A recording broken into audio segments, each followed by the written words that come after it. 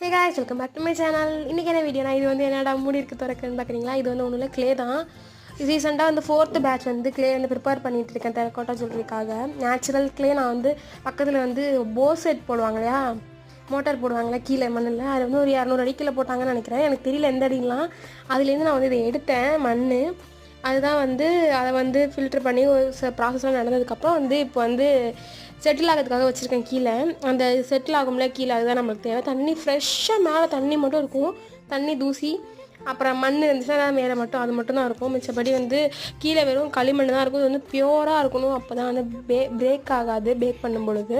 அதனால் இவ்வளோ ப்ராசஸ் வந்து செய்யணும். இப்போ வந்து 2 days தான் ஆகுது மூடி. அதுக்கு முன்னாடி 1 week மூடி இருந்துச்சு. இவ்வளோ தண்ணி இருந்துச்சு, அந்த ஒயிட் கலர் இருக்குல்லையே அது வரைக்கும் தண்ணி இருந்துச்சு. இவ்வளோ தண்ணி வந்து எடுத்தாச்சு. இன்னும் ஒரு 1 week விட்டுச்சு அப்படின்னா வந்து பாதி அளவுக்கு தான் வந்து க்ளே இருக்கும். அதை விட கீழே செட்டில் ஆகும். பார்ப்போம். வீடியோ பிடிச்சிருக்காங்க கீழே கமெண்ட் பண்ணுங்கள். தேங்க்ஸ் ஃபார் வாட்சிங். பை.